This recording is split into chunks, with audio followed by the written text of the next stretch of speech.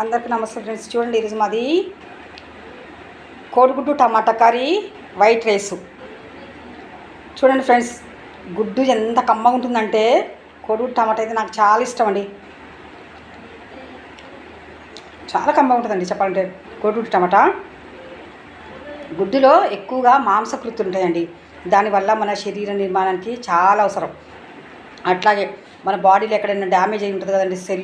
Example cancer patients అనుకోండి, వాళ్ళ బాడీలో సెల్ డ్యామేజ్ అవుతూ ఉంటుంది. కీమోథెరపీ తీసుకున్నప్పుడు, కీమో టాబ్లెట్స్ తీసుకున్నప్పుడు అది తిరిగి మంచి సెల్లు, చెడ్డ సెల్లు రెండు డ్యామేజ్ అయిపోతుంటాయి.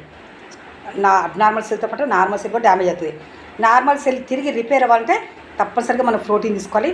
ఆ టాబ్లెట్స్కి వాళ్ళు ఎక్కువ వెయిట్ లాస్ అంటే బరువు తగ్గిపోతూ ఉంటారు. తిరిగి కొంచెం బరువు పెరగాలన్నా కూడా ఈ మాంసకృతులు అనేది చాలా అవసరం అండి, వాళ్ళు తీసుకోవాలి. అందుకే రోజు 2 గుడ్లు తీసుకుంటే డాక్టర్ గారు ఎవరైతే సూచిస్తారో ఎల్లో ఎగ్ తీసేసి తీసుకోవాలి. దీంట్లో కూడా నేను ఎల్లో ఎగ్ తీసేసి వండుతానండి. అట్లాగే టమాటాలో లైకోపీన్ అనే పదార్థము అధికంగా ఉంటుంది కాబట్టి అది క్యాన్సర్ సెల్స్ని ఎక్కువగా చంపేస్తుందని ఆరోగ్య నిపుణులు చెప్తున్నారు. అందుకే క్యాన్సర్ పేషెంట్స్ రోజు తప్పనిసరిగా 4 టమాటాలు ఉడకబెట్టుకొని తినండి. లేచిన కర్రీ చేసుకొని ఎట్లా తిన్నా కూడా చాలా మంచిదండి. టమాటా అంత అద్భుతంగా పనిచేస్తుందండి టమాటా.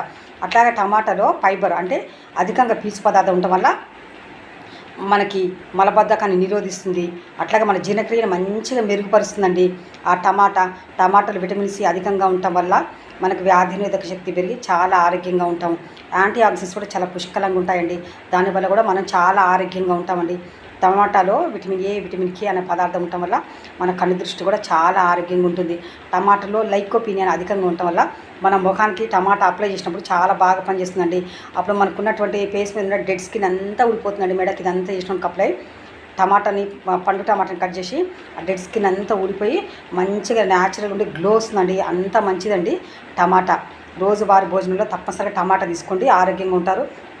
కార్బోహైడ్రేట్స్ అంటే పిండి పదార్థాలు రోజువారీ భోజనంలో తప్పనిసరిగా పిండి పదార్థాలు కూడా లిమిట్ కూడా ఉండేది చూసుకోవాలి. అధికంగా పిండి పదార్థాలు తీసుకుంటే అనారోగ్యం పాలుతాం కాబట్టి లిమిట్గా తీసుకుంటే చాలా ఆరోగ్యంగా ఉంటారు. ఎగ్జాంపుల్ షుగర్ పేషెంట్స్ లాంటి, క్యాన్సర్ పేషెంట్ లాంటి అధికంగా భోజనం తీసుకోవద్దండి. లిమిట్గా 150 నుంచి 200 గ్రాములు అన్నం, వండిన అన్నమే తీసుకుంటే సరిపోతుందండి ఒక పూట ఇంకేదైనా తీసుకోవాలండి. కానీ కూర అధికంగా తీసుకోవాలి, రైస్ చాలా తక్కువ తీసుకుంటే అప్పుడే మనం ఆరోగ్యంగా ఉంటాం ఫ్రెండ్స్. మనం ఈ రోజులు ఏంది కూర చాలా తక్కువగా తీసుకుంటాం, అన్నం చాలా ప్లేట్లు పెట్టుకొని తింటాం అంటే మనకున్న పరిస్థితికి. కానీ ఇప్పటి నుంచి మనం గుర్తుపెట్టుకోవాల్సింది ఏంటంటే ఫైబర్ అంటే అధికంగా పీచు పదార్థం ఉన్న ఆహారాన్ని, మాంసకృతులు ఉన్న ఆహారాన్ని అధికంగా తీసుకుంటే చాలా లాభం ఉంది. పిండి పదార్థం తక్కువ. Thank you. Please like, share, subscribe my channel.